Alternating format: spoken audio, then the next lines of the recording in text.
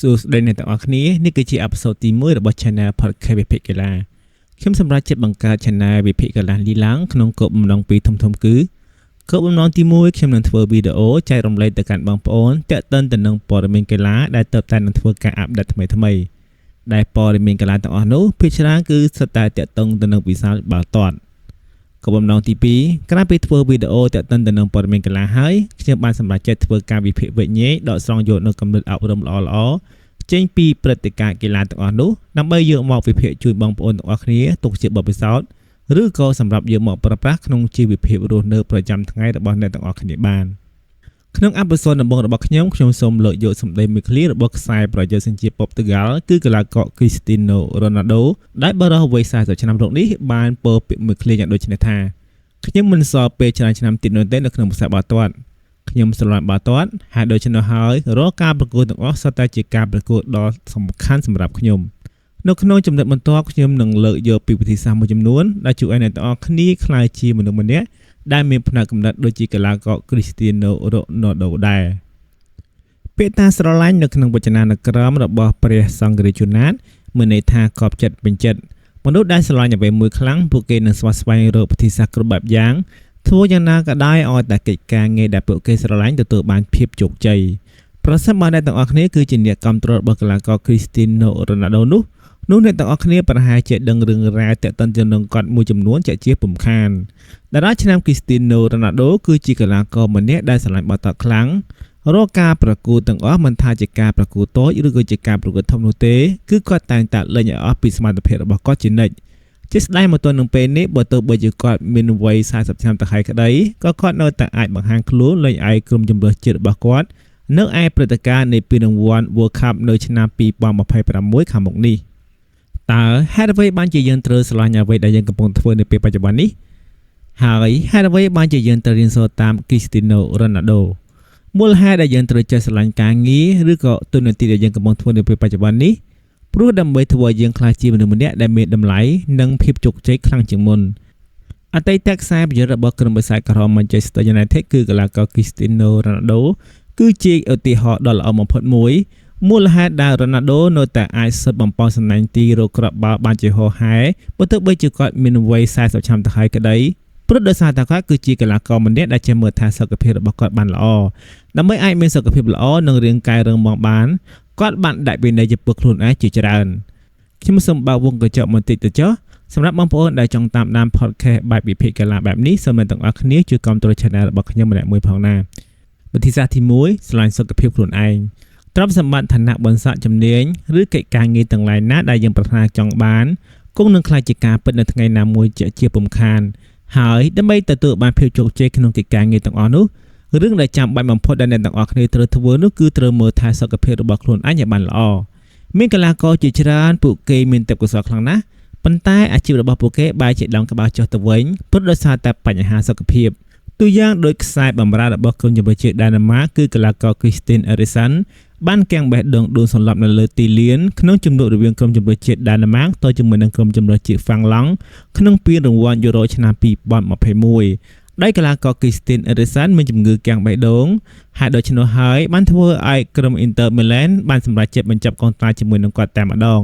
ព្រោះនៅក្នុងក្របខ័ណ្ឌនៃពានរង្វាន់ League Serie A មានច្បាប់ហាម5កីឡាករដែលមានជំងឺកាំងបេះដូងមិនឲ្យលេងជាបាល់ជាដាច់ខាតកីឡាករដែលមានទេពកោសល្យម្នាក់ទៀតនោះគឺកីឡាករ Neymar Jr. ដោយដែលអ្នកទាំងអស់គ្នាបានដឹងស្រាប់ហើយថាគាត់គឺជាខ្សែប្រយុទ្ធម្នាក់ដែលមានទេពកោសល្យខ្លាំងយុទ្ធមែនទែនជាពិសេសក្នុងកំឡុងពេលដែលគាត់លេងឲ្យក្រុមអ្នកមានបុណ្យ FC Barcelona និងក្រុមអ្នកមានលុយ Paris Saint-Germain ប៉ុន្តែគូអសោស្ដាយដោយសារតែបញ្ហារបស់ញ៉ាំញីជាញឹកញាប់បានធ្វើឲ្យខ្សែប្រយុទ្ធសញ្ជាតិប្រេស៊ីលរូបនេះរត់សាត់អណ្ដែតមកលេងឲ្យក្រុម Al Hilal និងជាចុងក្រោយគាត់បានវិលត្រឡប់មកលេងឲ្យប្រទេសកំណើតរបស់គាត់វិញ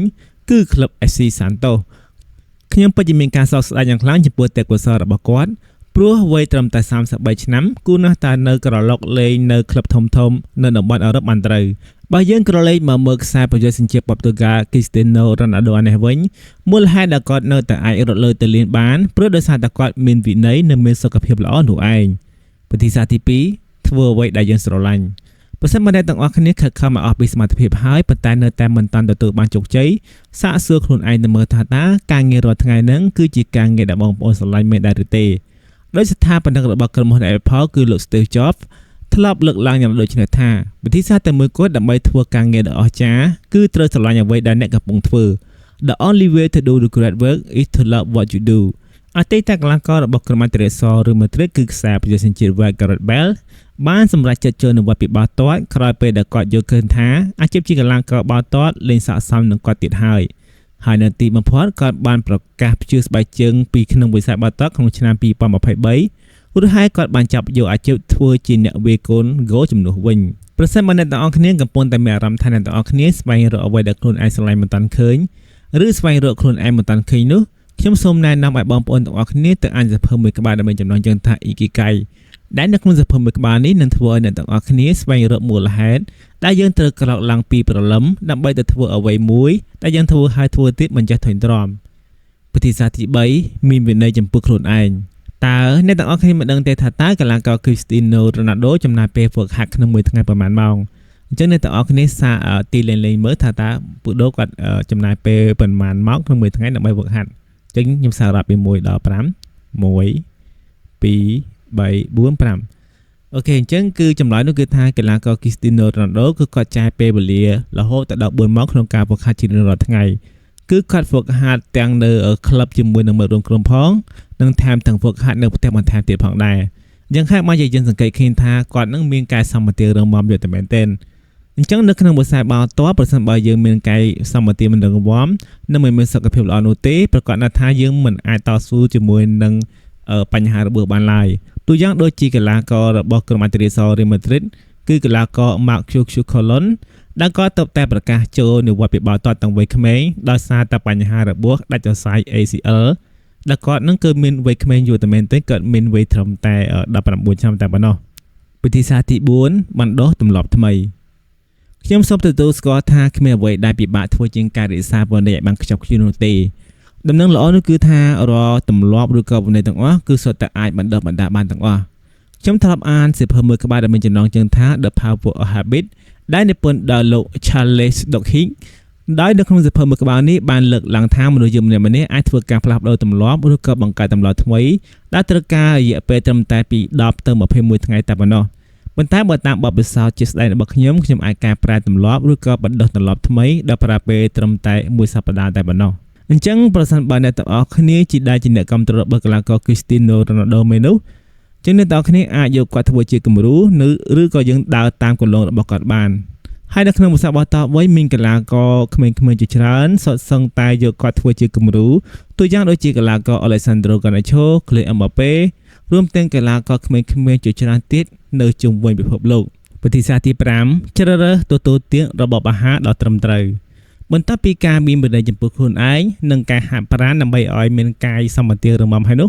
របបអាហារក៏ដើរតួនាទីយ៉ាងសំខាន់ផងដែរក្នុងការជួយឲ្យរាងកាយរបស់យើងរឹងមាំនិងមានសុខភាពល្អចំពោះរបបអាហាររបស់ខ្សែប្រយុទ្ធសញ្ជាតិប៉ូទុយហ្គាល់រូបនេះវិញគឺគាត់ទទួលទានតែអាហារណាដែលផ្ដល់ថាមពលដល់សាច់ដុំនិងរាងកាយរបស់គាត់តែប៉ុណ្ណោះគាត់ជៀសវាងការទទួលទានភេសជ្ជៈពឹងកម្លាំងឬក៏ទទួលទានសារធាតុស្រវឹងជាដើមតើអ្នកទាំងអស់គ្នានៅចាំការពីព្រឹត្តិការណ៍ World Cup ឆ្នាំ2022នៅប្រទេសកាតាដែរឬទេ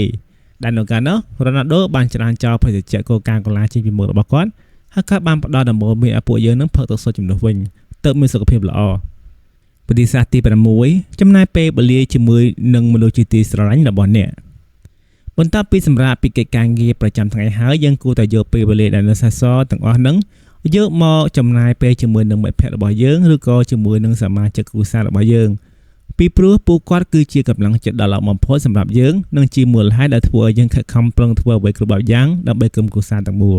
ទូយ៉ាងដូចជាកីឡាករ Cristiano Ronaldo អញ្ចឹងបន្ទាប់ពីការលេងបាល់រួចគាត់តែងតែចំណាយពេលវេលាទាំងអស់របស់គាត់លេងជាមួយនឹងកូនទាំង4របស់គាត់ជានិច្ចដែលគាត់បានធ្វើជាគំរូដ៏ល្អដល់កូនរបស់គាត់ហើយដូច្នោះហើយទៅ Ronaldo តែងតែបន្តការហ្វឹកហាត់ប្រាណការមានវិន័យនិងការស្រេកឃ្លានចែកចំណេះនៅលើទីលានរហូតដើម្បីបង្ហាញទៅដល់កូនរបស់គាត់ជាគំរូខ្ញុំគិតថាយើងទាំងអស់គ្នាពុំគួរណាស្ពាយការងារពីកន្លែងការងារយើងមកធ្វើនៅតែបន្តទៀតនោះទេពួកអីវាធ្វើឲ្យយើងបាត់បង់ពេលវេលារបស់យើងជាមួយនឹងមនុស្សជាទីស្រឡាញ់របស់យើងអញ្ចឹងខ្ញុំសូមនិយាយពីបទពិសោធន៍តខ្លួនរបស់ខ្ញុំបន្តិចអញ្ចឹងការពីខ្ញុំនៅក្មេងហ្នឹងខ្ញុំក៏ធ្លាប់មានក្តីសម័យចង់ខ្លាចជាកីឡាករបាល់ទាត់ម្នាក់ផងដែរ ប៉ុន្តែដោយសារតែកាយសម្បត្តិរបស់ខ្ញុំមិនអំណោយផលទៅខ្ញុំមិនអាចខ្លាយទៅជាកីឡាករបោះតម្នាក់បានខ្ញុំពិតជាមានកាយសម្បត្តិមិនល្អពិតមែនគឺខ្ញុំរត់ដណ្ដើមបាល់បានតែមួយភ្លើងគឺហត់ដកដង្ហើមសឹងតែម្ដងគ្នាហើយអ្វីដែលកាន់តែអាក្រក់ជាងនេះទៀតនោះគឺខ្ញុំគ្មានកម្លាំងជើងតក់បាល់ឲ្យខ្លាំងឬក៏ផ្លាំងបាល់ឲ្យបានឆ្ងាយនោះទេខ្ញុំនៅចាំបានថាការនោះមានការប្រកួតជាមួយនឹងក្រុមដតីក្រុមរបស់ខ្ញុំនឹងគឺត្រូវប្រកួតជាមួយនឹងក្រុមដតីហើយពេលហ្នឹងគឺខ្ញុំចង់ឲ្យក្រុមរបស់ខ្ញុំនឹងទទួលយកជ័យជំនះនឹងទៅលើក្រុមគេខ្លាំងមែនទែនកាលនោះខ្ញុំបានផឹកភេទជ្ជៈបើកម្លាំងចំនួន2កំប៉ុងមុនការប្រកួតព្រោះខ្ញុំគិតថាវាអាចជួយខ្ញុំមកលេងបានមិនសូវហត់ប៉ុន្តែវាមិនបានផលទេវាធ្វើឲ្យខ្ញុំនឹងពេលខ្ញុំលេងហ្នឹងរត់ទៅលេងថាក្អួតចង់ក្អួតហ្មងក្អួតស្ទើស្លាប់ស្ទើររស់ហ្មងអញ្ចឹងនៅពេលនេះគឺខ្ញុំស្វែងរកខ្លួនឯងឃើញបដាហើយបើទោះបីយើងមិនអាចធ្វើជាកីឡាករបោះតអាជីពបានពិតមែនប៉ុន្តែខ្ញុំក៏មានចំណេះដឹងខាងវិស័យបោះតនេះខ្លះៗដែរហើយដូច្នេះហើយទើបខ្ញុំសម្រេចចិត្តបង្កើត Channel វិភាគកីឡានេះឡើងក្នុងគោលបំណងចែករំលែកព័ត៌មានកីឡាឬក៏អ្វីដែលជាពិសេសនោះគឺខ្ញុំដាក់បញ្ចូលការវិភាគរបស់ខ្ញុំនិងខ្ញុំផ្ដល់មករៀនឲ្យអ្នកនរគ្នាដើម្បីឲ្យអ្នកនរគ្នាអាចយកទៅប្រើប្រាស់នៅក្នុងជីវិតពិតបានអញ្ចឹងសរុបមកវិញការដែលយើងចេះស្រឡាញ់សុខភាពនិងស្រឡាញ់ការងារដែលយើងកំពុងធ្វើនាពេលបច្ចុប្បន្ននេះនឹងធ្វើឲ្យយើងខ្លាចជាមនុស្សដែលយើងម្នាក់ដែលមានតម្លៃក្នុងសង្គមដោយ quote មួយឃ្លារបស់លោក Edwin Lewis Coley បានពោលថាទំនួលខុសត្រូវធ្វើឲ្យអ្នកចាស់ទុំមិនមែនអាយុរបស់អ្នកនោះទេ Responsibility make you mature not your age អញ្ចឹងជាចុងក្រោយខ្ញុំសង្ឃឹមយ៉ាងមុតមមថាក្រោយពេលដែលអ្នកទាំងអស់គ្នាបានស្ដាប់អេពីសូតដំបូងរបស់ខ្ញុំរួចមកសង្ឃឹមថាអ្នកទាំងអស់គ្នានឹងទទួលបាននូវគំនិតថ្មីល្អជាច្រើនដើម្បីយកគំនិតទាំងអស់នោះយកទៅអនុវត្តក្នុងជីវភាពរស់នៅប្រចាំថ្ងៃបានហើយប្រសិនបើអ្នកទាំងអស់គ្នាចូលចិត្តការវិភាគរបស់ខ្ញុំសូមចុច Subscribe ម្នាក់មួយផងហើយបើសិនអ្នកទាំងអស់គ្នាមានការសំណូមពរចង់ឲ្យខ្ញុំធ្វើការវិភាគវីដេអូប្រភេទណាឬក៏កីឡាករណាទៅនឹងកីឡាករណាអ្នកទាំងអស់គ្នាអាចធ្វើការ comment នៅក្នុងវីដេអូខាងក្រោយបានសូមអរគុណជួបគ្នានៅវីដេអូបន្ទាប់